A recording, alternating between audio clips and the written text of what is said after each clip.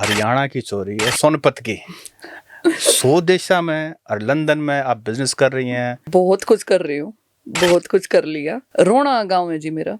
मेरे पिताजी नेवी में थे। फिर मेरी जो स्कूलिंग हुई वो खरकोदा में प्रताप स्कूल है। मेरे जो ताऊ जी के बच्चे हैं, मेरे पापा थे, सारे पढ़े लिखे थे। तो बोला छोरी पढ़ानी है। अपने जाटा में जो अगर हरियाणवी कल्चर में छोरी ब्याणी भी है। यूं था कि फ्रेंड जा रही हैं, घूम लिए, तो सिंगापुर गई, दुबई गई। 2015 में मैंने बहादुरगढ़ में MI2 में मेरी एक छोटी सी फैक्ट्री होती थी। तो हमने ना स्टील के पाइप बनाने शुरू करे थे। और कुदरती क्या हुआ कि 2016 में हरियाणा में जाट आरक्षण हो गया। वैसे तो वो आरक्षण सिर्फ जाटों को लेना था, जाट के अलावा 5 और जातियां। 2016 से पहले मुझे ये नहीं पता था मैं भी जाट हूँ। तो स्कूल में तो ये जात पात हमारे टाइम पे होती नहीं थी ना। ये छोटे बच्चों को बताते थे भाई तू जाट है तो भाई तू न्यून बैठ जा, तू SC से है तू न्यून बैठ जा। पापा तो बुझे, माँ पापा के चक्कर है यो, क्या हो गया यो, मतलब भाई देसी में जैसे घर में शाम में रोटी खाओ थे। पापा बोले बेटा न्यून होया करे। और ये प्रॉब्लम क्या हो रखी है कि उस टाइम पे बोला 2 लड़ाई चल रही थी। बोला हरियाणा का अकेला जाट समाज ऐसा है जिसको सेंटर में आरक्षण नहीं मिला हुआ है। हालांकि वो हुड्डा गवर्नमेंट की बहुत बड़ा फेलियर था, मैं खुल के बोलती हूँ। ये बात मैंने पहले भी बोला, वो नहीं बनानी चाहिए थी। वो ड्राफ्टिंग ही गलत थी जाटों का, जो इन्होंने वो आरक्षण दिया। तो वो आरक्षण, जो आरक्षण हमें चाहिए था वो तो हमें मिला नहीं।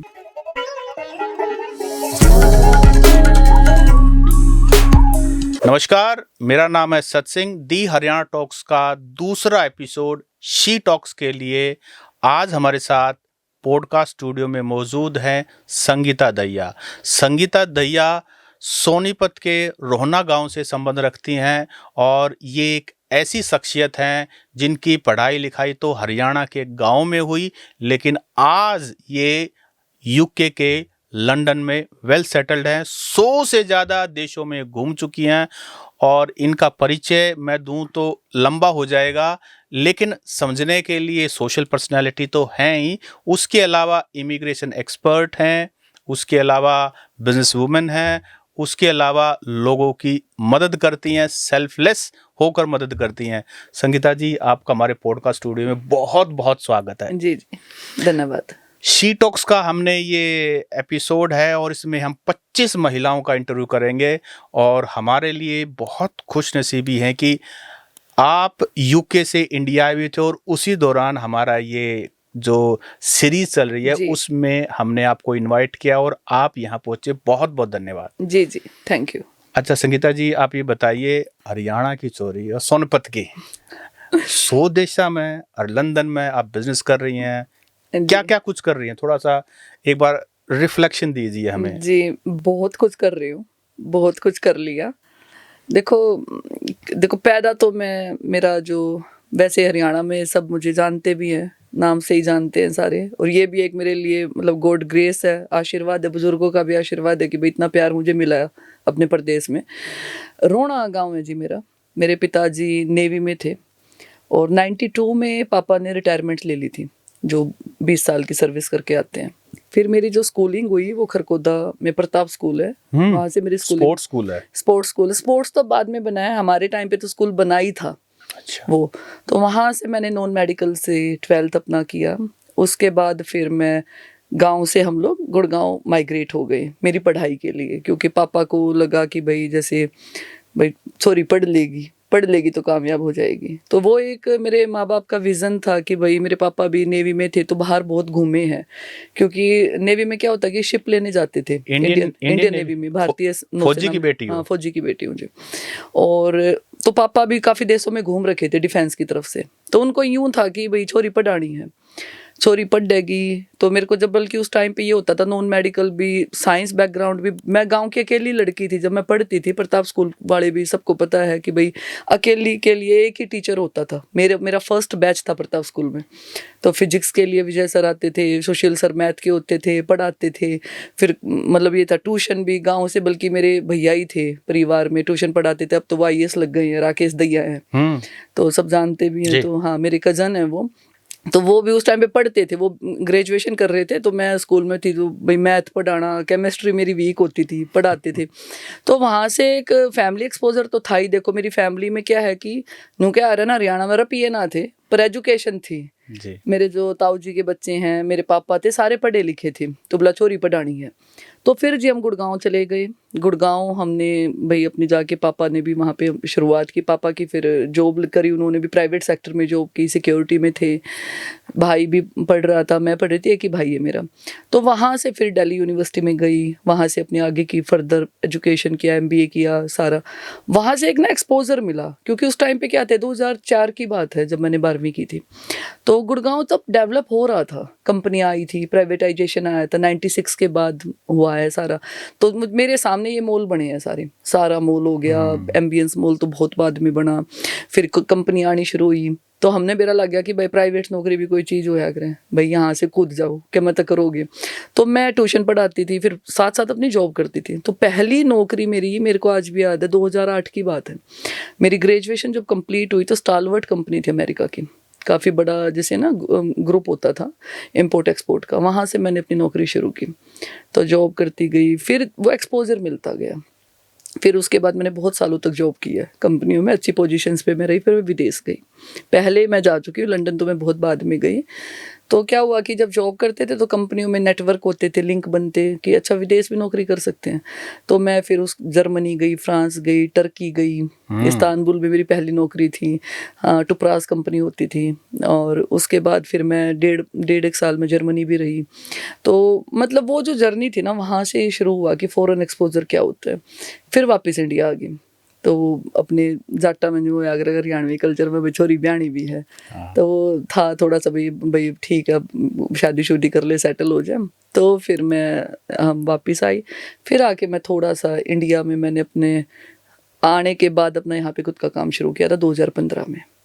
ठीक है। 15 में मतलब 14 एंड में, 15 में आके फिर मैंने अपना काम शुरू किया। जी, तो 2005 से आपने जॉब शुरू की? नहीं, 2005 से तो मैंने पढ़ाई की, 2004 में मैंने 12वीं की। 12वीं की, और उसके बाद धीरे धीरे अपने कंपनी में लगे, और फिर हाँ, तो आप कई देशों में गए उस दौरान। हाँ, तो वहाँ का क्या एक्सपोजर जब पहली बार हाँ। मिले? पहली बार मैं जिंदगी में, जब पहली बार तो मैं घूमने, तो मैं कॉलेज टाइम से ही घूम रही थी, मतलब घूमने चली जाती थी भाई। यूं था कि भाई फ्रेंड जा रही हैं, घूम लिए। तो सिंगापुर गई, दुबई गई जैसे, तो मलेशिया गई थी, इंडोनेशिया गई। तो ये चीज़ें तो मैंने 2008-9 में ही, जब मैं जॉब करती थी कंपनी में, तो तभी घूम ली थी मैंने ये चीज़ें। तो उसके बाद फिर जब मैं जॉब करने, फर्स्ट जॉब जो मेरी लगी, तो इस्तांबुल गई थी मैं कंपनी की तरफ से। जैसे इंट्रा ट्रांसफ़र होते थे उस टाइम पे, मैं मार्केटिंग में थी, एमबीए किया हुआ था मैंने। तो फर्स्ट नौकरी मेरी इस्तांबुल में थी। तो इस्तांबुल कैसा कल्चर है? नहीं, बड़ा मतलब इस्तांबुल का मेरा इतना अच्छा तजुर्बा नहीं था, क्योंकि मैं फिर वहाँ इसलिए रुकी नहीं। मैं 2-2.5 महीने में ही वापस आ गई अपना। वापस मैंने कंपनी को मेल किया कि मैं एडजस्ट नहीं हो सकती, क्योंकि वो क्या था, जहाँ मैं गई थी वो इस्तांबुल से भी ना 1.5 घंटा आगे था, और वहाँ मैं वेजिटेरियन थी। तो खाने का बड़ा इशू था उस टाइम पे। आज भी वेजिटेरियन है? नहीं, अब तो नहीं हूँ। क्योंकि अब मेरे साथ क्या हुआ कि मतलब मैं एग खा लेती हूँ जैसे, क्योंकि कई बार ऐसा होता है, मैं ऐसे ऐसे देशों में ट्रैवल करती हूँ, जैसे भाई ट्रैवल मेरा बहुत ज़्यादा है, तो वेज के ऑप्शन ही नहीं होते हैं आपके पास। तो कई देश ऐसे हैं जहाँ बिल्कुल ऑप्शन है। जैसे बड़ी कंट्रीज़ में तो क्या होता है, डेवलप कंट्रीज़ में आपको सब मिलेगा। आप मान लो अमेरिका जाओगे, सब कुछ मिल जाएगा आपके, इंडियन रेस्टोरेंट्स बहुत ज़्यादा डाइनिंग है। कनाडा जाओगे मिल रहा है, ऑस्ट्रेलिया जाओगे मिल रहा है, बड़े देशों में सब कुछ मिल रहा है। लेकिन कुछ एक छोटी कंट्रीज ऐसी होती है जहाँ आपके पास वेज के ऑप्शन नहीं है। यूरोप के कुछ देश ऐसे हैं, आप जाओगे, अपने इंडिया का आदमी ढूंढे तो भी ना पावे। कि जैसे फिनलैंड हो गया, आपका पोलैंड हो गया। पोलैंड तो बच्चे फिर भी जाने लगे, ऐसे 10 साल पहले कोई नहीं जाता था। ऐसे ऐसे देश हैं, तो ऐसे छोटे छोटे देश। अफ्रीका की कुछ कंट्रीज ऐसी हैं। रशिया में आप कई जगह जाओगे तो आपको खाने का बड़ा इशू आएगा। कीड़े मकोड़े खा लेते हो आप? नहीं नहीं, ऐसा कुछ नहीं खाते। मतलब हल्का फुल्का मैनेज कर लेते हो? ऐसा नहीं खाती एक्चुअली। मैं सिर्फ ना मतलब एग खाती हूँ, मैं चिकन भी नहीं खाती, मैं मटन वगैरह ये भी नहीं खाती हूँ। मैं बस फिश खाती थी, वो भी मुझे डॉक्टर ने एडवाइस किया था। मेरे को थायराइड का प्रॉब्लम हो गया था पहले बहुत, तो उसमें वो बहुत ज़्यादा हेल्पफुल है। विदेश में जाते तो वहाँ की डेंसिटी का इशू होता है, तो फिर मुझे वहाँ के डॉक्टर्स ने बोला कि या तो आप ये कैप्सूल खा लो, जो ऑयल के, इनके फिश ऑयल के कैप्सूल आते हैं। बोला या तो ये खा लो या फिश खा ले। मैं तो फिश से खा लूंगी, मैं वो कैप्सूल ना खाई जा मैं। तो वो उसके अलावा मैं कुछ नॉन वेज भी नहीं खाती। 2015 पर आकर आपने बात को रोक दी। आज हम 2025 में, आप यूके कब गए, और यूके जाने से पहले और 2015 के बीच की क्या कहानी है? जी, ये कहानी बड़ी लंबी है। 2015 में मैंने बहादुरगढ़ में MI2 में मेरी एक छोटी सी फैक्ट्री होती थी। तो हमने ना स्टील के पाइप बनाने शुरू करे थे। तो थोड़ा सा फैमिली बिजनेस अपग्रेड कर रहे थे, तो भाई पैसे पूसे कमा लिए थे थोड़े से, भाई ने, मैंने, पापा ने भाई जॉब जॉब करके इकट्ठे कर लिए। तो वो फिर बुद्धि थोड़ा सा, माँ भी कब तक दूसरों के लिए काम करेंगे, तो अपना कुछ कर लेते हैं। तो बहादुरगढ़ में जी हमने एक फैक्ट्री लगा ली। तो फैक्ट्री लगा ली जी, बड़ा ऊपर वाले का आशीर्वाद, अच्छा काम चल रहा था मेरा। और कुदरती क्या हुआ कि 2016 में हरियाणा में जाट आरक्षण हो गया। वैसे तो वो आरक्षण सिर्फ जाटों को नहीं था, जाट के अलावा 5 और जातियां थी, हाँ, बिल्कुल लेकिन थी। पॉपुलरली उसको जाट आरक्षण नहीं, वो बिल्कुल थी। मेरे जट सिख भी थे उसमें, सैनी समाज भी था, बिश्नोई बिल्कुल समाज भी बिश्नोई था, समाज रोड भी भी था, थे। मोड़े भी थे उसमें। तो वो सारा मुझे बिल्कुल पता है। तो वो जी, मैं तो सच बताऊं आपको, 2016 से पहले, और ये बात मैं कई बार सोशल मीडिया प्लेटफॉर्म पे बता चुकी हूँ, 2016 से पहले मुझे ये नहीं पता था मैं भी जाट हूँ। क्योंकि मेरा जो स्कूल के बाद कॉलेज की जर्नी रही है, या गुड़गांव में हम लोग रहे, वहां पे मेरा कोई जाटों का सर्कल नहीं था। तो स्कूल में तो ये जात पात हमारे टाइम पे होती नहीं थी ना। ये छोटे बच्चों को बताते थे भाई तू जाट है तो भाई तू न्यून बैठ जा, तू एससी से है तू न्यून बैठ जा। तो ये चीजें स्कूल में नहीं सिखाते थे। स्कूल में इक्वालिटी होती है। कॉलेज में गए तो कॉलेज में मेरा कोई भी जाट फ्रेंड, लड़का या लड़की, मेल फीमेल, क्योंकि मैं जेंडर बायस नहीं हूँ, था ही नहीं। तो मेरे साथ पढ़ते थे बंगाल के, बिहार के, छत्तीसगढ़ के, यूपी के, क्योंकि वहां पे एक मल्टीपल जेंट्री है कि अलग अलग जगह के लोग दिल्ली गुड़गांव में रहते हैं। तो हमें खुद नहीं पता था हम जाट हैं। तो 16 में जब ये सब हुआ, मैं अपनी फैक्ट्री से काम करके शाम को मैं गुड़गांव जाती थी भाई, घर जैसे मैं अप डाउन करती थी, आती थी, दिन में 2 दिन में एक बार आ गई, बाकी तो स्टाफ होता था। तो जब ये पूरे रोड ब्लॉक कर दिए, पूरा ब्लॉक कर दिया, और पूरा उसके बाद मतलब मुझे आज भी याद है कि जो रोहतक में उस टाइम पे हाल हुए थे, तब मैं घर गई। तो घर जाने के बाद मेरे को ये लगा कि भाई क्यों हो आयो, और आरक्षण क्यों है। 19 फरवरी 2016 के बाद 16 के बाद मुझे ये एहसास हुआ कि आरक्षण क्या होता है। मुझे ये एहसास नहीं था कि आरक्षण होता क्या, रिजर्वेशन क्या चीज़ है। मुझे शब्द मैंने जिंदगी में नहीं सुना था, क्योंकि मैं जी मेरिट में रही हूँ। मेरे आप स्कूल से लेके आज, मतलब जो रिकॉर्ड आज तक आप देखोगे, मेरा एकेडमिक रिकॉर्ड है, वो डिस्टिंक्शन है। स्कॉलर स्टूडेंट रही हूँ हमेशा, मतलब मेरा मतलब हर क्लास में मेरिट है, और मैं बहुत इंटेलिजेंट थी पढ़ाई में। तो मैंने कभी जिंदगी में नहीं सोची थी कि भाई आरक्षण भी ये होंगे वो होंगे। तो हमने देखी भाई, चलो मैं घर गई, मैंने मेरे पापा तो बुझी, माँ पापा के चक्कर है यो, क्या हो गया यो, मतलब भाई देसी में जैसे घर में शाम में रोटी खाओ थे। पापा बोले बेटा न्यून होया करे, और ये प्रॉब्लम क्या हो रखी है कि उस टाइम पे बोला 2 लड़ाई चल रही थी। मेरे पिताजी काफी इंटेलेक्चुअल है, रिटायर हो चुके थे, तो वो न्यूज देखते अखबार पढ़ते थे। उन्होंने बताया, बोला भाई दिल्ली के जाटों को आरक्षण मिल रहा है, यूपी के जाटों को आरक्षण मिल रहा है, राजस्थान के जाटों को आरक्षण मिल रहा है। 27% ओबीसी के लिए, सेंट्रल रिजर्वेशन के लिए हम डिमांड कर रहे थे। बोला हरियाणा का अकेला जाट समाज ऐसा है जिसको सेंटर में आरक्षण नहीं मिला हुआ है 27% में। तो हम उसकी फाइट कर रहे थे। कुछ उस टाइम पे स्टेट की फाइट थी, क्योंकि हरियाणा में जब बड़े हुड्डा साहब की जब गवर्नमेंट गई थी, लेटर ऑन तो मैंने सारे फैक्ट्स फिगर आउट करके मुझे पता चला, बड़े हुड्डा साहब जब सेकंड टाइम में जब सीएम थे, तो जाते जाते कैटेगरी बना गए यहाँ पे, एसबीसी और ईबीपीजी की 2 कैटेगरी में इन्होंने डिवाइड कर दिया। हालांकि वो हुड्डा गवर्नमेंट की बहुत बड़ा फेलियर था, मैं खुल के बोलती हूँ, ये बात मैंने पहले भी बोला, वो नहीं बनानी चाहिए थी। वो ड्राफ्टिंग ही गलत थी जाटों का, जो इन्होंने वो आरक्षण दिया। तो वो आरक्षण, जो आरक्षण हमें चाहिए था वो तो हमें मिला नहीं, जो हमें नहीं चाहिए उसको जबरदस्ती हमारे ऊपर थोप दिया गया। थोपने के बाद भी वो इम्प्लीमेंट नहीं हुआ। इम्प्लीमेंट नहीं हुआ तो लोग भड़क गए, तो ये सारा सब कुछ हो गया। उसके बाद जी मैं थोड़ा सा, मुझे नहीं पता वो कैसा फेज था मेरी जिंदगी में। मैं वैचारिक सी लड़की थी, मुझे लगा कि ये तो गलत हो रहा है। मैं गलत, वैसे भी मैं बचपन से भावुक रही हूँ, और मुझे कोई भी गलत किसी के साथ होता मैं खुद पढ़ती हूँ दूसरे की लड़ाई। मगर ये मेरे ख्याल था जाटा के भीतर में डीएनए में प्रॉब्लम है, हनुमान है कि भाई 2 लोग कि भाई 2 लोग का रोड़ा हो रहा है, बोला भाई फलाने के गलत हो रहा है, तो बीच में कूद जा। तो ये मेरे अंदर थे कीड़े थे, ये थोड़े से कूद जाया करती। तो युग के जाने बाद कुछ तो सरलता आई होगी, समझ आई भी कम है, पर अब थोड़े रिफाइन हो गए हैं। पहले अल्लड़ थे।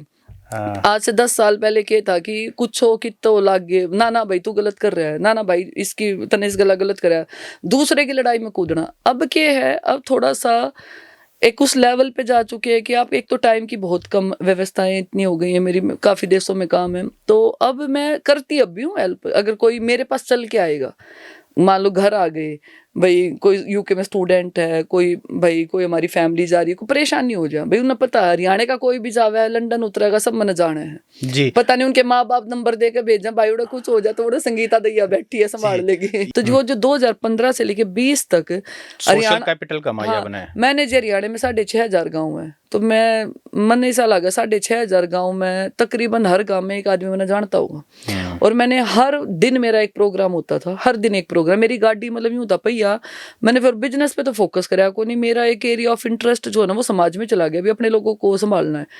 तो फिर मैं यूपी प्रोग्राम्स में जाना, राजस्थान जाना शुरू किया, जम्मू इवन हमने अधिवेशन किए, बैंगलोर हमने अधिवेशन किए, मुंबई हमने अधिवेशन किए। हमने पूरे हरियाणवी समाज को जागरूक किया, इंटरनेशनल नेशनल लेवल पे कम्युनिटी को गाइडलाइन दी कि भाई गलत ना बोलना है, ना करना है, ना सहना है। हमारा फोकस मेरा क्या रहता था, अपने लोगों को समझाना। यूथ को मैं बेसिकली एक बात कहती थी, एजुकेशन प्रॉपर होनी चाहिए हमारी, पढ़ लो, पढ़ोगे तो कामयाब हो जाओगे। मैं पढ़ी लिखी लड़की हूँ तो कामयाब हूँ। मैं लोगों को समझाती थी बिजनेस करना है तो क्यों करना है, हर कित करना है ये, क्योंकि सबसे बड़ी जो समाज की धरोहर है ना जी, आज के दिन भी और पहले भी, वो सिर्फ एजुकेशन है। किसी भी समाज का डेवलपमेंट कोई उसको नहीं पीछे।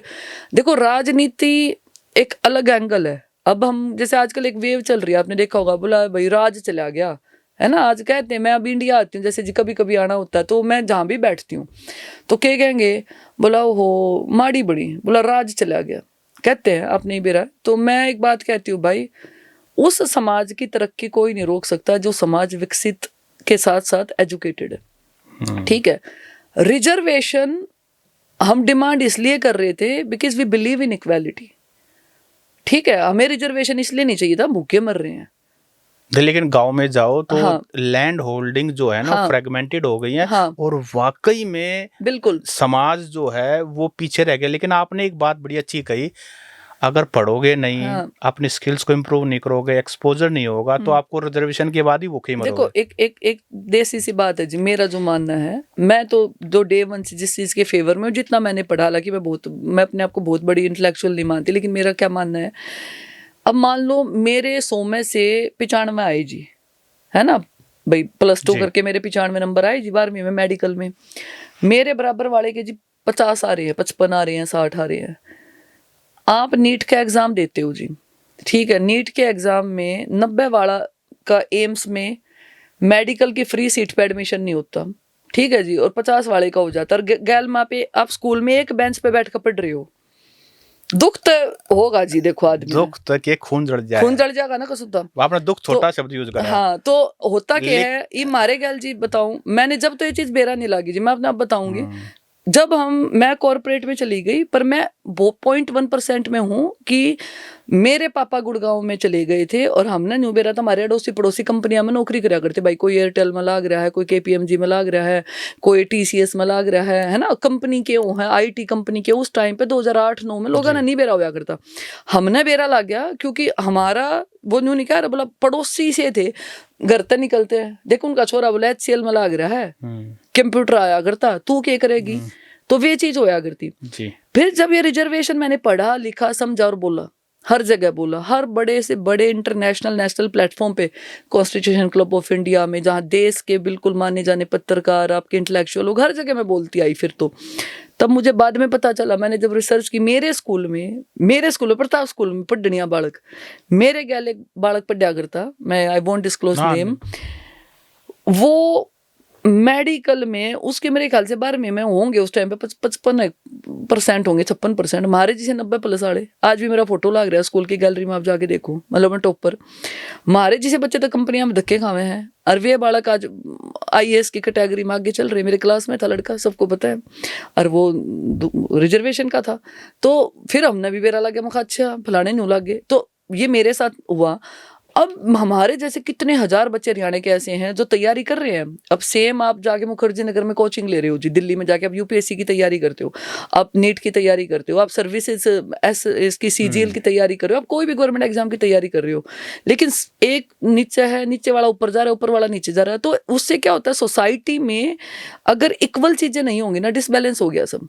तो ये जो फ्रस्ट्रेशन निकल के आई थी ना, वो ये फ्रस्ट्रेशन थी यूथ की। एक तो पहला है नौकरी को ना मार्केट में, ऊपर तक किसी ने मिल रहा तो रिजर्वेशन नहीं लेने दे रहा। तो वो एक चीज थी। तो लेकिन आज जो वो हम उस बात पे आ रहे हैं कि जो लोग आज ये नुको है ना भाई राज चला गया। देखो राज तो कद्दे बना लो, राज है ना सरकार कुछ नहीं करती, समाज सब कुछ करता है। समाज पहले है, सरकार बाद में। और मैं हमेशा कहती आई हूँ 10 12 15 साल में मैंने एक बात बोली है, तुम अगर एक हो, तुम्हारा समाज अगर एक है, सरकार कुछ नहीं कर सकती आपका। सरकार सिर्फ आपको ना एक बेसिक फैसिलिटी देती है, करना हमने खुद पड़ेगा। जी संगीता जी, अब मैं सवाल पे आता हूँ। एक लड़की रोहना गांव से है और जैसा कि आपको हर चीज़ का नॉलेज है, एक्सपोजर है, बहुत अच्छा बोलती हैं, एजुकेटेड हैं और सोशल कैपिटल भी आपने कमाई है। जो लड़कियां आपको देख रही हैं, इतना कॉन्फिडेंस, संगीता जितना कॉन्फिडेंस उनमें कैसे आए? जी कॉन्फिडेंस तो धक्के खा होगा। जुत्ती तोड़ा का होगा। जुत्ती तोड़ा का होगा जी। मैंने तो देखो मैंने बता दी 6,500 गांव हैं और हरियाणा की कोई पंचायत इसी निजड़ ना गई। मैं एक चीज कहती हूँ लड़कियों को, घर से निकलो, खुल के कहती हूँ, पहले से कहती आई हूँ मैं। ठीक है, मैं भी मानती हूँ मुझे लाखों लोग फॉलो करते हैं आज मेरे सोशल मीडिया पे, बहुत ज्यादा मेरी। आज तो चलो इंस्टाग्राम का जमाना आ गया, तो वो यूं नहीं कह रहे, जेन जी जनरेशन चल रही है, हम तो मिलेनियल वाले हैं। तो मैं जब लिखती और बोलती थी फेसबुक पे 2011-12 में, तब से मैं लिखती तो तब से आ रही हूँ सोशल मुद्दों पे। तो मैं बहुत पहले से एजुकेशन को लेके लिखती थी। लड़कियां डीपी पे फोटो भी ना लगाया करती, मैं तो उस जमाने से लिखती आ रही हूँ। एक चैलेंज ये है कि लड़की कुछ करने की कोशिश करती है और जमाना उसके सामने खड़ा हो जाता है और लड़की फिर भी काम करते रहती है। सबसे बड़ा हथियार जहां ज्यादातर लड़की सरेंडर कर देती है, कैरेक्टर असैसिनेशन। बिल्कुल, अगर लड़की उसको पार कर गई ना, फिर वो रुकती नहीं है। मैंने किया है जी। देखो मेरा, आपने भी मेरी जर्नी देखी, सब पत्रकारों को मेरा जर्नी सबको पता है, इवन सारी सरकारों को पता है मेरा। तो इवन मैं तो ये कहती हूँ सरकार भी कोई बुरी नहीं है, ठीक है। मतलब जब भी मेरे साथ ऐसा हुआ, मैं तो बहुत डीपली बोल रही हूँ। अब क्या होता था मुझे आज भी याद है, मेरे वो फोटो पड़े भी होंगे वीडियो पंचायतों के ना। अब मैं एक पंचायत में जा रही हूँ, मान लो वहां पे 10,000 आदमी बैठे हैं। 10,000 आदमी जब अपने बैठे हैं और स्टेज पे मान लो 100 आदमी खड़े हैं, इंक्लूडिंग कोई मंत्री है, कोई भाई अध्यक्ष है, हमारे सामाजिक नेता हैं। अकेले लड़के ना तो नीचे लुगाई बैठी और ना स्टेज पे ऊपर लुगाई। अब सोचो वो नीचे वाली जर्नी मैंने पार की, जब मैं जाके न्यू बैठ जाया करती। और वे मैंने सारे चुगड़ दिन न्यू देखे जमटा कौन आ रही है, न्यू देखे जाया करते। फिर मैं वहां नीचे तो मैं स्टेज पे जाती, स्टेज पे बोलना कराया, शुरू कराया। मैं एक बात कहा करती, कामयाब हम उस दिन बनेंगे जब ये जितने आदमी आ रहे हैं ना उतनी ये लुगाई आ रही है। प्रो आपने जो कॉन्फिडेंस की पूछी ना, कॉन्फिडेंस के लिए लड़की को खुद आगे आना पड़ता है। और आज हिंदुस्तान में जो एक है ना, एक चीज चल रही है, हम ना अर्बन और रूरल के मिक्सचर हो गए हैं। अभी जैसे आपकी और हमारी जनरेशन है, हम लोग तो चलो मतलब मैं ये कहूंगी कि हम उसमें आगे कि हमने ना वो वक्त भी देखा जब सोशल मीडिया नहीं थी, और हम वो वक्त भी देख रहे जब सोशल मीडिया पे एक्सट्रीम ओपन चीजें चल रही है। ठीक है, तो हम मिक्स हैं। अब हमारे साथ प्रॉब्लम क्या कि हम कपड़े तो वेस्टर्न पहन रहे हैं, हम जूते तो नाइक के, एडिडास के, है ना, हम ये सब बढ़िया ब्रांडेड, हमने मॉल में जाना है भाई, बड़ी बड़ी गाड़ी आ गई, सब क्लब्स आ गए, डिस्को आ गए, विदेशों में चले गए। लेकिन हम जब घर में जावे तो हमारे माँ बाप ऑर्थोडॉक्स है, हमारे दादा दादी ऑर्थोडॉक्स है। अब हमारे साथ प्रॉब्लम क्या होती है कि हमको ना दो जिंदगी, दो पर्सनैलिटी जीनी पड़ती है। आज भी हरियाणा में क्या है कि गुड़गांव में मान लो आप अपने दोस्ता के साथ जाओगे और स्पेशली आदमी घर में, अगर मेरे हस्बैंड भी हैं, उन पार्टी करनी है, मान लो अपने दोस्तों के साथ जा रहे हैं, तो वो घर में आएंगे तो मम्मी अगर बैठी है तो उनके न्यूरे आ रहे, मम्मी ने बेरा लग जाए मैं 2 घूंट मार रहा हूँ। तो प्रॉब्लम क्या है कि हम लोग ना चीजों को लेके अपने माँ बाप से भी डिस्कस नहीं करते। मेरे साथ एक अच्छी चीज क्या है कि मेरे परिवार ने मुझे ब्लाइंडली सपोर्ट किया, मेरे भाई ने और मेरे पापा ने और मेरे हस्बैंड ने। आज के दिन क्या होता है कि जैसे आप जैसे मैं पंचायतों में जाती, मेरे पापा ने मेरे को कभी नहीं रोका, मेरी माँ रोकती थी, मैं झूठ नहीं बोलूंगी। मेरी माँ नु क्या करती, तू रहन दे, ये लोग 4 की बना देंगे, ब्याही भी ना जाओगी। घर माँ कहती थी, ताई का काका ताऊ क्या करते, बोले पागल होगी के। एक्चुअली मेरे घर में कोई नेता वेता, दूर की रिश्तेदारी में भी कोई विधायक को ना, विधायक छोड़ दो, कोई सरपंच भी को ना हमारे तो जानकारी में, फौजी बैकग्राउंड है पापा। लेकिन ऐसे थे, और भाई ऐसा था मेरा, बोला ना जाना चाहिए, बोलना चाहिए, अच्छा तो काम कर रही है, बोला किसी ने क्या मतलब समझावेगी, अच्छी बात करेगी। तो वो सपोर्ट था जी। तो हजारों आदमियों की आंखें और सबकी नजर अलग होती है, तो उनको आपने फेस नहीं किया, मैंने तो टोक भी दिया करते। 2 मेन चीज हरियाणा के आदमी के लिए, अगर मेरी उम्र का छोरा होगा तो न्यू कहेगा यार शादी हो ली है कि ना हो ली, जब मेरी उम्र के जो लड़के थे, अब तो चलो भाई एक एज भी होगी और भाई शादी होगी तो अलग फैमिली है। जब सिंगल थी तो मैं जाती तो जो कहते हैं बोला शादी हो ली आपकी, मगर अच्छा ठीक सर, क्या जवाब देना भाई। देखो ऐसे लोगों का एक ही जवाब है, चुप होके निकल जाओ या उनको सीधा बोल दो भी बता दो। बड्डे बुड्ढे के पूछते जो अपने बुजुर्ग होते, आई बेटी कड़ा ब्याह रखी है। अब ये बहुत बड़ा क्वेश्चन, आई बेटी कड़ा ब्याह रखी है। अगर लड़की सिंगल है तो उसकी कोई आइडेंटिटी नहीं है क्या? कि अगर आपको अगर समाज में अपने आप को एस्टेब्लिश करना है तो भैया मैरिड एक आज भी हरियाणवी समाज में एक टैबू है, भाई ब्याह होना बहुत जरूरी है। तो ये भी एक मेरे ख्याल से सोच बदलनी चाहिए लोगों को कि भाई आजकल क्या हो गया कि कॉन्सेप्ट ऐसा आ गया, कुछ लड़कियां नहीं करवाती ब्याह, भाई मत कराओ। तो न्यू पूछना चाहिए बेटी तू करे के है, पढ़ के है, के करा है। ये समय लगेगा हाँ, ये नहीं पूछेंगे अगर बेटी तू काम के करा है, तू पढ़ के न्यू बुझेंगे जाते आई छोरी कित की सैकड़े ब्याह रखी है, क्या बालक होगे। तो ये भी एक गैप है हमारे समाज में। संगीता जी 100 देश अपने घूमे, सबसे बढ़िया देश इंडिया को छोड़ के कौन सा लगा और क्यों लगा है? जी देखो सब तो बढ़िया तो इंडिया है, ओबियसली मैं तो इंडिया छोड़ दे मातृभूमि होगी तो इसके लिए इसके प्रति बायास होगा। और बताएं आप इंडिया को छोड़ कर, इंडिया को छोड़ के जी देखो दो तीन देश बताएं जो बढ़िया हैं। देखो हर देश की ना अपनी खूबसूरती होती है।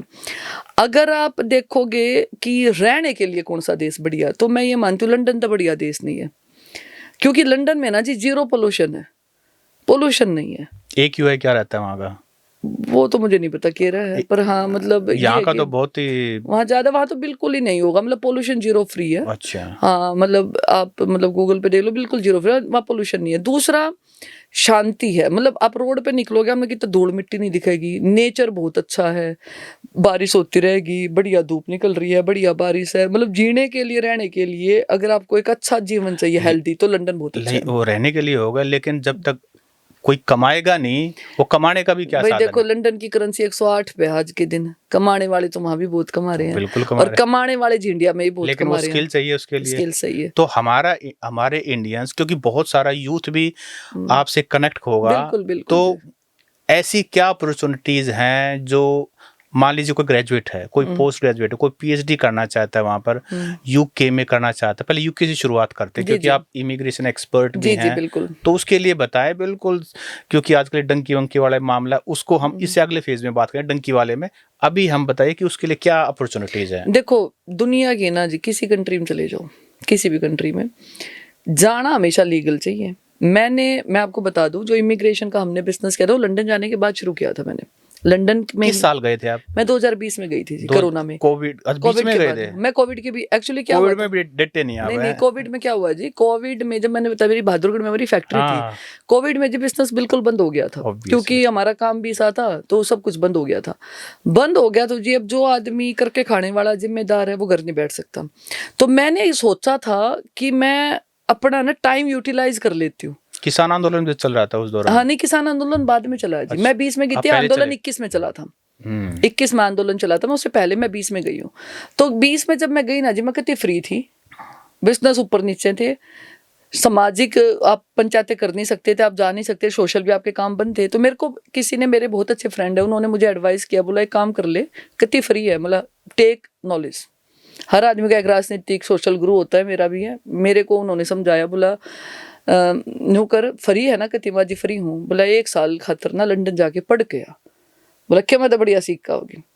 तो मैं तो गई थी वहां पे, सच बताऊं, सिर्फ पढ़ाई करनी। कौन सा कोर्स करने गई थी? मैंने JMSC एंटरप्रेन्योरशिप किया वहां से। हाँ, रशल ग्रुप में गई मैं, बहुत टॉप यूनिवर्सिटी में। MBA आप पहले ही थे? MBA में पहले ही, तो मेरा 10 साल का गैप था। तो मैं अपनी ना स्किल्स एनहांस कर रही थी कि क्योंकि यहाँ भी बिजनेस था, आगे भी बिजनेस ही करना था, तो मैं बिजनेस के कोर्स में गई कि मुझे लीडरशिप कोर्स हो, और आजकल स्टार्टअप का जमाना है, तो मैं सोच रही थी कुछ बढ़िया इनोवेटिव टेक्नोलॉजी कुछ सीखूंगी और कुछ करूंगी। तो मैं एक कोर्स करने गई थी। कहाँ गए? लंदन में? मैं सेंट्रल लंदन में जी। Central London? हाँ, मैं वहां पे गई जी, कोरोना चल रहा था, जाके अपना वहां पे भी मैं आइसोलेटेड थी, तो 2-3 महीने तो मैं उसमें घर में रही अपना, मतलब जैसे रेंट पे मैंने फ्लैट ले लिया, और भी क्लासेज उसके बाद शुरू हुई थी, फिर वो धीरे धीरे ओपन होने लगा था कोरोना। तो वहां जाके मैंने पढ़ाई जब की ना जी, मैं वहां जाके, मेरा यूं था, मैं गई तो थी इस पर्पज से कि 1 साल के लिए जाऊंगी और वापस आ जाऊंगी, लेकिन वहां जाके, जैसे वहां की यूनिवर्सिटीज में अच्छी चीज क्या है, अगर आपके पढ़ने वाले बच्चे हो और आपके अंदर कुछ जील है, जिंदगी में कुछ बड़ा करना है आपको, तो आपको इतनी अपॉर्चुनिटी वहाँ पे मिलती है कि आप सोच भी नहीं सकते। क्वालिटी ऑफ एजुकेशन, क्योंकि आप इंडियन सिस्टम से पढ़ के गए थे, हाँ। और वहाँ के सिस्टम में क्या इतना फर्क था, इतना फर्क था, इतना बहुत फर्क ज्यादा, था? इतना फर्क है जी। तो आपने कोप अप कैसे किया? हाँ नहीं, वो कोप मेरा तो एक्सपोजर था जी। देखो मैं झूठ नहीं बोलूंगी, मेरा तो क्या है, क्योंकि काफी कंट्री में घूम चुकी थी, और मैं लंदन परमानेंट जाने से पहले लंदन टूरिस्ट वीजा पे 3 बार घूम के आ चुकी थी, तो मैं तो घूमती रहती थी। तो लेकिन मैं लंदन गई थी अपनी स्किल्स को एनहांस करने। तो वहाँ पे जाके क्या हुआ कि वहाँ पे ना हर यूनिवर्सिटी की विंग होती है कि भैया स्टार्टअप वाले हो, बिजनेस वाले हो, कुछ नया क्या है मार्केट में। तो उस टाइम पे बिजनेस इनोवेटर वीजा होते थे वहाँ पे ना, तो अब तो बंद हो गए हैं यूके में, है अभी भी, लेकिन अब उसको बहुत मतलब मिनिमाइज कर दिया है। तो वहाँ जाके मैंने सोचा कि भाई एक अच्छा कोई हम बिजनेस शुरू कर सकते हो। ये बिजनेस का आइडिया कैसे आया वे मैं आपको बताऊंगी। मैं जब लंदन गई तो मेरा तो उड़े भी ये पीछा नहीं छोड़ रहे थे ना समाज वाले, बोला वाह उड़े चलेगी। तो कोई कोई बालक, उस टाइम में बहुत कम बच्चे जाते थे लंदन में, 20 में ना कोई कोई जाया करता, मेरे सर्कल में कोई नहीं जा रहा था। तो एक लड़की थी तारका तारकी गाँव की, जींद से, रेणु नाम था, मैंने उसकी वो डाली भी थी मैंने फेसबुक पे। उसके गाँव से मुझे सरपंच का कॉल आया, बोला बेटे एयरपोर्ट पे ना हमारी एक छोरी है, बोला जींद की, और उस गला दिक्कत हो गई और उसने संभाल तू। मैं कहा अंकल जी मैं क्यों कर संभालू, मैं यार पढ़ना रही हूँ, I was student that time. और बोला ना ना बेटा तू शानी छोरी यार, तू कर। मैं ठीक है चलो मैं करती हूँ। तो मेरे कज़न है, मतलब डिस्टेंट रिलेटिव है, ही वाज लॉयर, और वो 1996 से भाई साहब वहाँ पे है, यूके में सेटल है। भाभी जी डॉक्टर है हमारी। और तो वो मैंने उनको कॉल किया, अम्मा भैया कोई लड़की आई, कोई परेशानी होगी, क्योंकि मैंने भी कानून नहीं बेरा थे किए हैं। 2020 दिसंबर की बात है ये, मैं अक्टूबर में गई थी, 2-3 महीने हुए थे। वकील तो बहुत महंगे है वहाँ पे। हाँ वकील बहुत महंगे जी, मैं वही बता रही हूँ। उस लड़की के साथ जी क्या किया, स्टूडेंट वीजा पे वो गई बच्ची, कोई कुरुक्षेत्र का एजेंट था और उसका ठेका कर रखा था। ये मैं बहुत डीपली एक्सप्लेन करूंगी आपको। तो स्टूडेंट वीजा एक तो होता है कि हमारे जैसे पढ़े लिखे खुद अप्लाई करा और उन्हें पहुंच के फीस भरनी हो, कुछ ना करना होता, सिंपल प्रोसेस है। और फीस भरनी है, वीजा डाल, एप्लीकेशन करनी, आप पहुंच गए। वो जो उस दौर 25 लाख रुपये ले लिए उसके घर वालों पे, लड़की के लेकर पिए। एजेंट ने उसकी फीस भरी 3 लाख, ठीक है जी, 3 लाख भर के और उसको भेज दिया और बोला तू जा। उसको एडिटेड स्लिप दे देते हैं कि 6 लाख भर दिया, 8 लाख भर दी, बच्चे ने बेरा नहीं।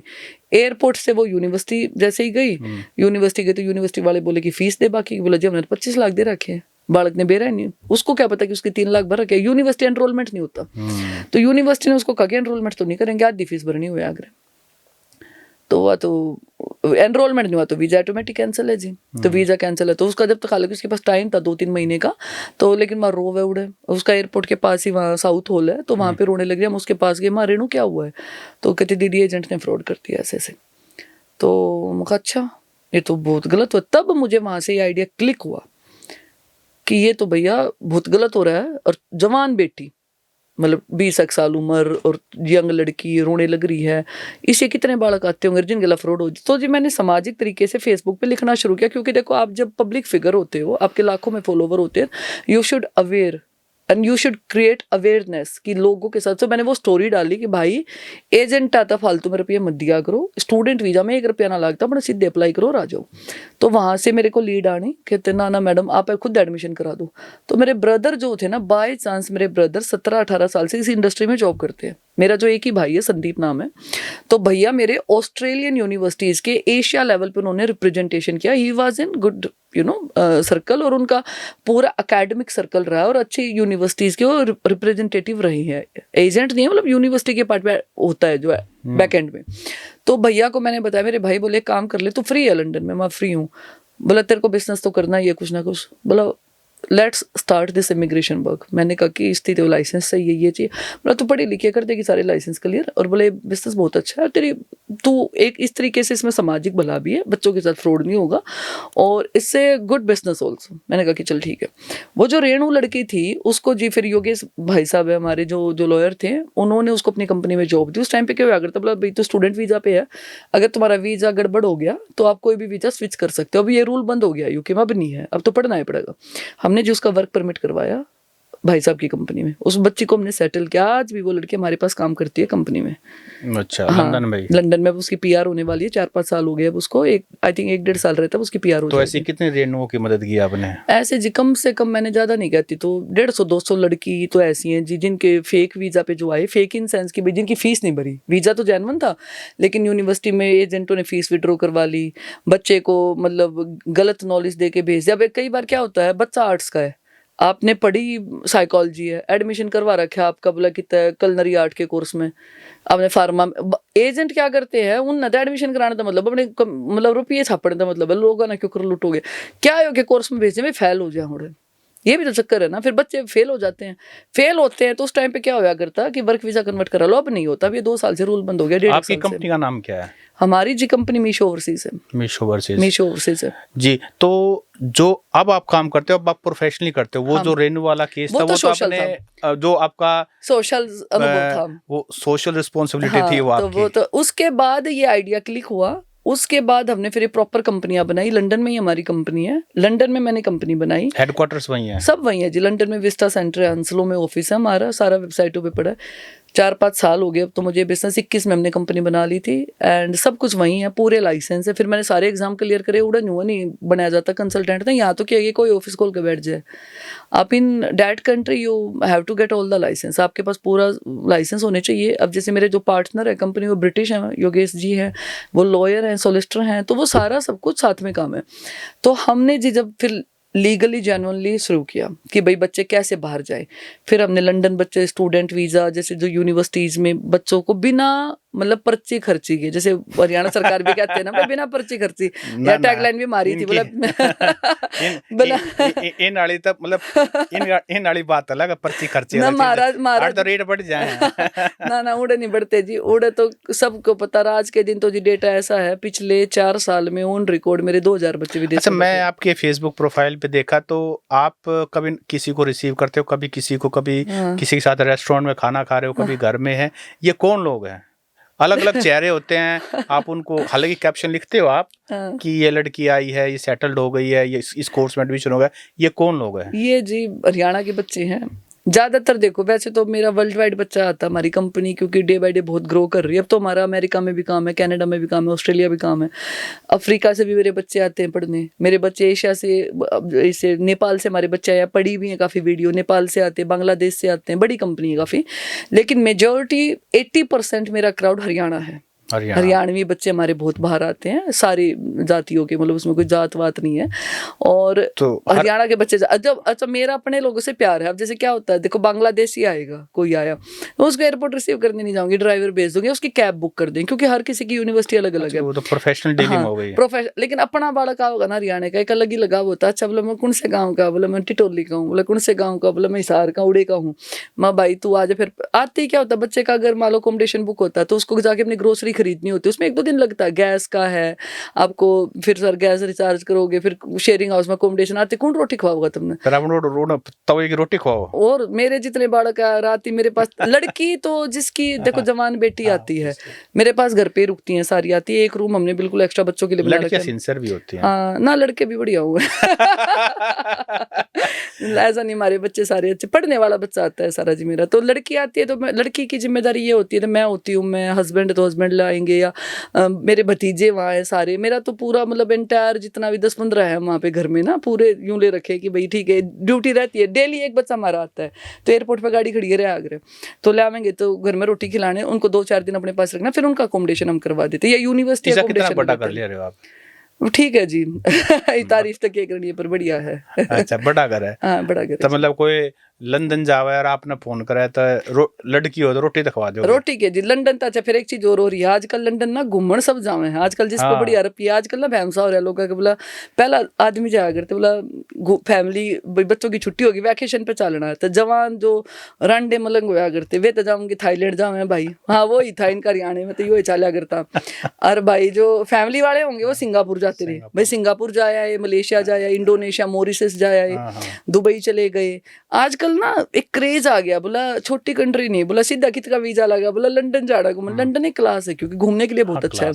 तो आजकल क्या हो रहा है, हरियाणा तो कोई भी सामाजिक आदमी, और कुछ मेरे जाने के बाद ज्यादा हो गया, मैं सच बताऊं, मेरे सर्कल के को 200-400 आदमी से जो मेरे सर्कल में सामाजिक मैंने जाना, रोहतक तो 50 साल ये कम से कम, तो वो यू घूमने आएंगे, बोला यार वीजा डाल दे संगीता मारा, तू तो बड़ी कंपनी खोल रही है, घुमा दे। पंचायत घर बना रखा है। हाँ, मैंने पूरा घर वहाँ जो हाई कमीशन वाले यूँ कहते, बोला अगर मान लो हरियाणा का कोई प्रोग्राम करना है, या अभी मैंने करवाया भी था, जो उड़ा हमारे सिंगर आए थे, तो मैं क्या था वो कम्युनिटी का थोड़ा उन ऐसे गाने सुनना उड़ना मिलते हरियाणवी, भाई थोड़ी देर नाच लो, पर आप मिस करो ओरा का तो बांधना हुआ है, ना नुको ना मैं भी ना सुन मेरा लूंगी। नहीं, मैं तो ये उड़ा रहा था, इसकी कोई फिल्म की शूटिंग थी, तो मैं अजय तो बोली, मैं अजय तू क्या कर रहा है? बोला मैं तो शूटिंग में आया हूँ, ये घर मेरे घर पे रुका हुआ था मेरे पास।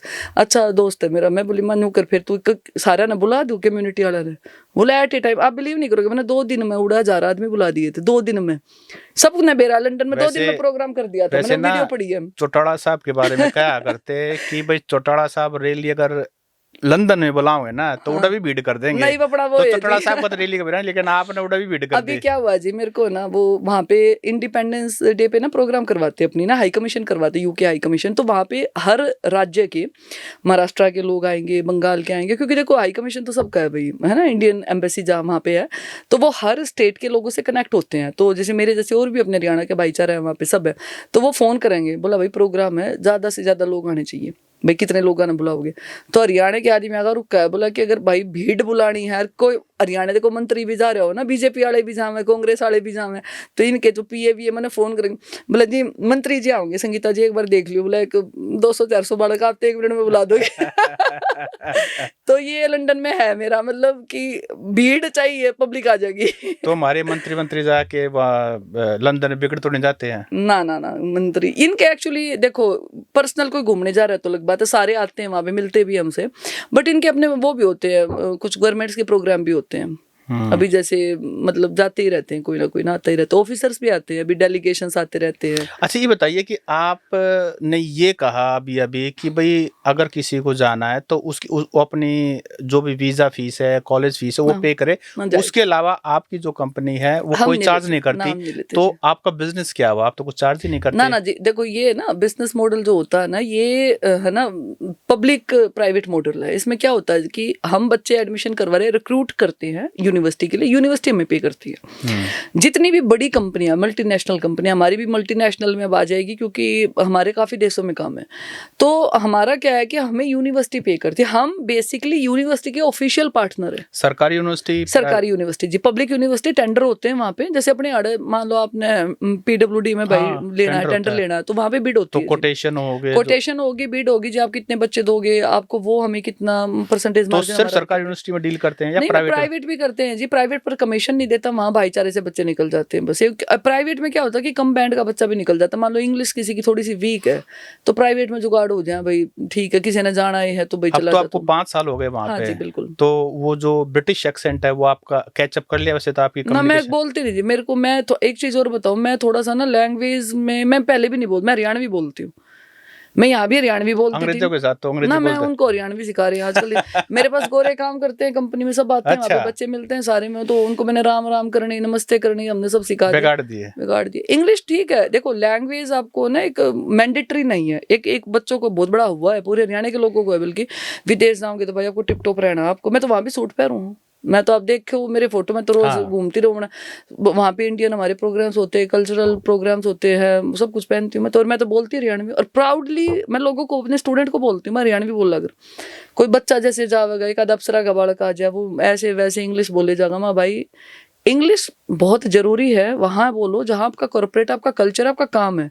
आप समाज के किसी आदमी के साथ बैठे हो तो दिखावा करने की कितनी जरूरत को ना, आईएलटीएस के कितने बैंड चाहिए यूके जाने के लिए? डिपेंड करता है जी, देखो 5.5 में भी एडमिशन हो जाता है, 6 में भी, 6.5 में भी, कोर्स पे डिपेंड करता है, यूनिवर्सिटी की ग्रेड पे लेकिन डिपेंड आपने करता कहा है। टॉप 50 यूनिवर्सिटी में भी एडमिशन करवा देते हैं देखो आप, टॉप 10 उसमें कितने बैंड चाहिए? नहीं नहीं मैं बताती हूँ, जो टॉप 10 हाँ, यूनिवर्सिटीज है टॉप ना जी, 10 जैसे मान लो आपको किंग कॉलेज में जाना है, आपको जीआरई का एग्जाम देना पड़ेगा, आपको जीमेट देना वो तो पड़ेगा, मैनेजमेंट वालों के लिए हो गया। हाँ वो उनके लिए। अभी जैसे ना मान लो उसमें आइल्स का स्कोर है, बहुत टॉप यूनिवर्सिटी है उसमें, मान लो 7 में, 7.5 में, 6.5 में हो जाता है। ओवरऑल या ईच भी चल जाता है, ओवरऑल भी चल जाता है, हर एक्चुअली यूनिवर्सिटी का ना कोर्स का है, कौन से कोर्स तो में आप कर मोस्ट रहे हो। पॉपुलर कोर्स कौन सा है? देखो मोस्ट पॉपुलर ऐसे कोई कैटेगरी नहीं है, लेकिन साइंस मैं वालों ये के कहना लिए चाहता हूँ कि हमारे वाले जो बच्चे हैं जी। वो पढ़ाई में तो आपने बेरा गणे हैं, आप जैसे आउटस्टैंडिंग भी होते हैं, लेकिन ज्यादातर जो क्राउड है वो एवरेज होता है, मेहनत करके 7 एक बैंड तक वो आइल्स में ले आए, उनके लिए आप क्या? 7 का मैं बता दूं जी, मेरा हरियाणवी जो क्राउड है बच्चों का, अगर 100 में तय 100 बालक अप्लाई करेंगे तो 2 के 7 बैंड आ रहे हैं आज के दिन, हरियाणा में तो ये चल रहा है।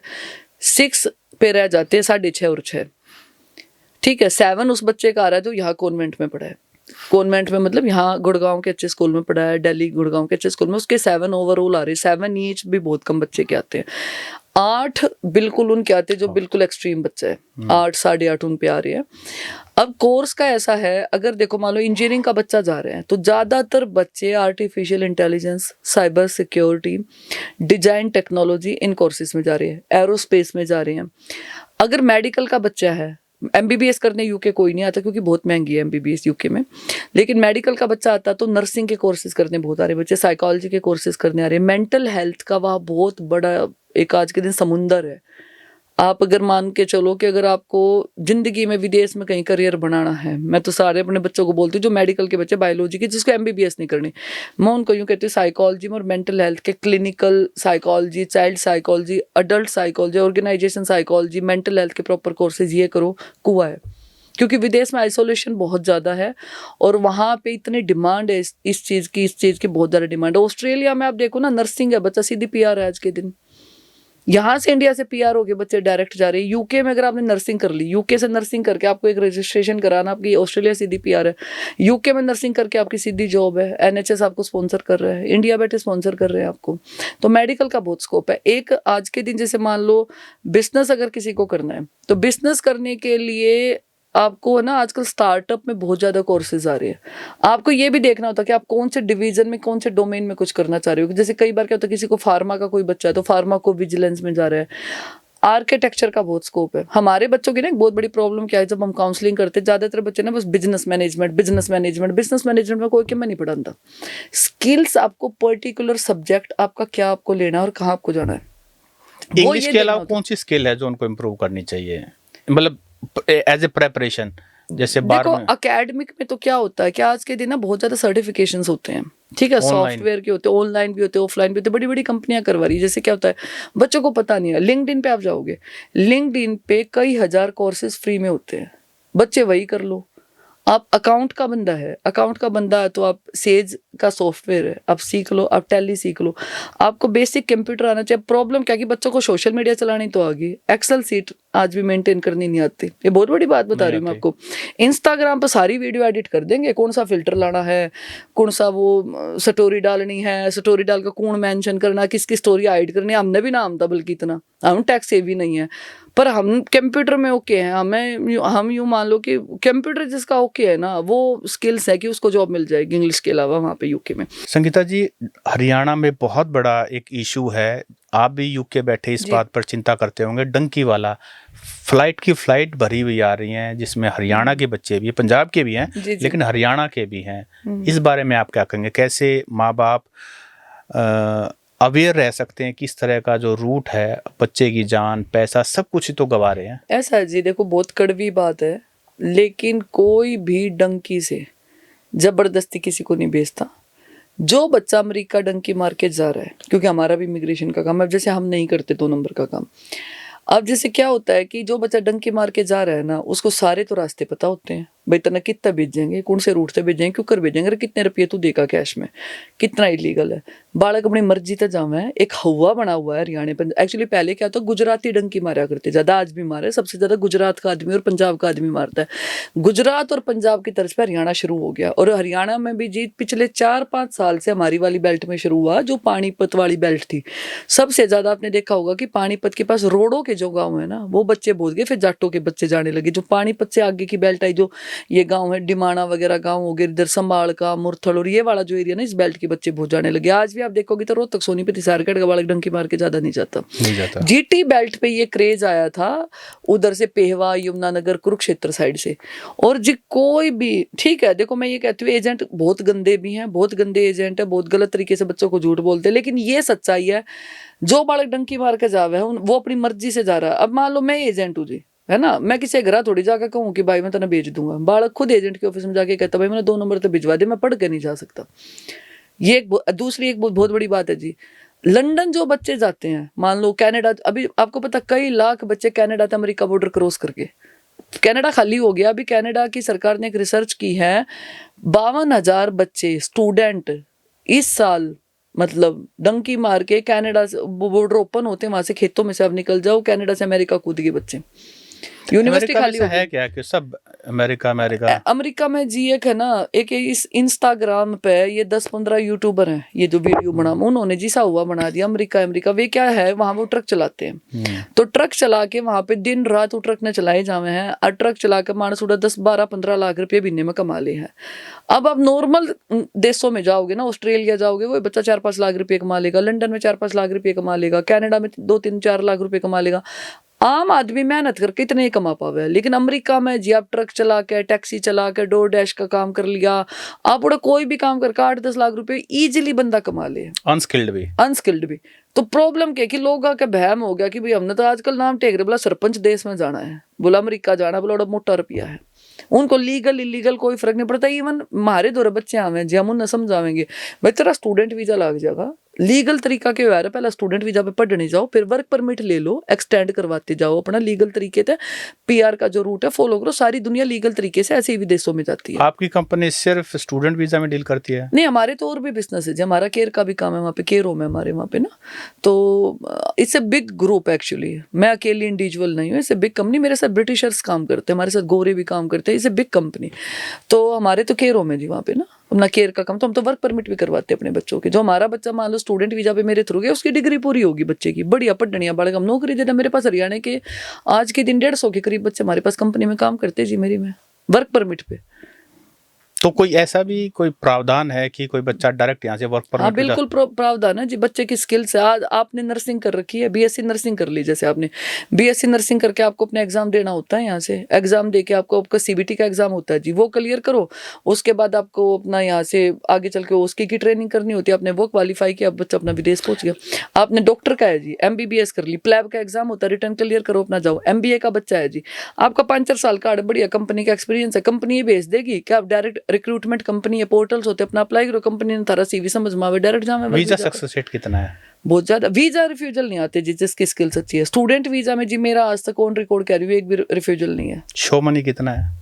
शो मनी तो जी वो दिखाना पड़ता है जो यूनिवर्सिटी का क्राइटेरिया है। लगभग कितना है? 30-40 लाख? 20 लाख रुपए यूके का, तो 20 लाख हर कंट्री का 20-22 लाख रुपए। और पीआर सबसे बड़ा यूके में? ये यूके में 5 साल में पीआर हो जाती है जी, पीआर मिल जाती है। हाँ सब हमारे जी सुन लो, मैंने 5 साल होंगे, मेरी तो होगी है। इवन मान लो मेरे गला जो और बच्चे मारे जाएंगे, अगले 2 साल बाद आप दोबारा में और अभी नचेरा पे बैठेंगे, हमने 100 बार का नागरिकता मिल जाती है। हाँ 5 साल में जी, 5 साल में। और कति लीगल तरीके थे, कोई बसड़ नहीं। लेकिन हमने तो ये सुना था कि यूके में पीआर नहीं मिलता। वो एक्चुअली जी हुआ बना रखे है ना अमेरिका के नाम का। देखो हरियाणा में हुआ, पहला हुआ ऑस्ट्रेलिया का कि हमने ऑस्ट्रेलिया जाना, क्योंकि वहां पे क्या है कि अनस्किल्ड आदमी टैक्सी चला लेता है। वहां पे क्या कि यूके वाले के भाई पढ़ लो, यूके सबसे अच्छा देश है जी, अगर पढ़ोगे तो पढ़ना बालक खतर, लंदन तो बढ़िया पढ़ाई ना है जी। लेकिन ऑस्ट्रेलिया में क्या है कि पढ़ते पढ़ते बच्चा टैक्सी चला कर रुपये कमा ले, रेस्टोरेंट में जॉब कर ले, नौकरी ज्यादा है।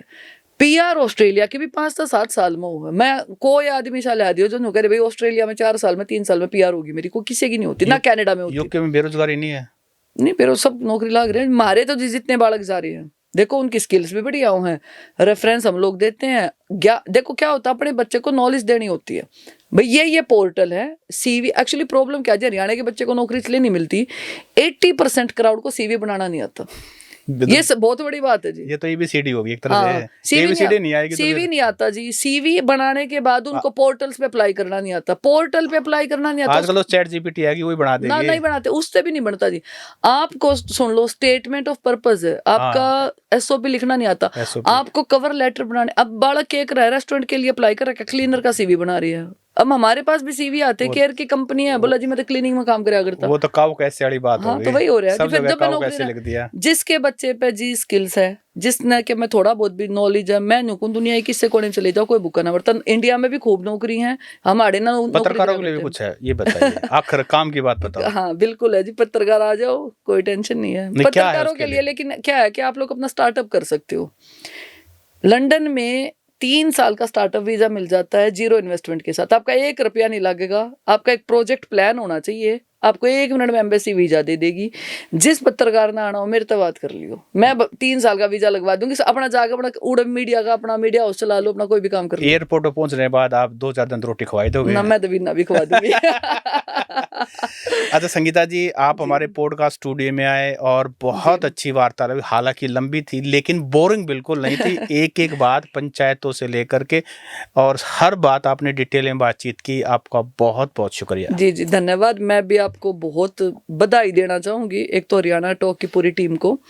दूसरा क्या है कि जो ये आपने इनिशिएटिव लिया ना शी टॉक्स वाला, ये बहुत बेहतरीन है, क्योंकि जब तक लड़कियों को प्लेटफॉर्म नहीं मिलेगा, और स्पेशली अगर कोई लड़की कामयाब है वो आके अगर नहीं बोलेगी, तो जो हमारी जो फैन फॉलोइंग है या गांव की औरतें हैं, लड़कियां, वो मोटिवेट कैसे होंगी। ये बहुत अच्छा प्लेटफॉर्म है और आप ऐसे ही आगे बढ़ते रहिए, और मैं बहुत बहुत मेरी शुभकामनाएं हैं आपके नमस्कार। प्लेटफॉर्म को। Thank you ji.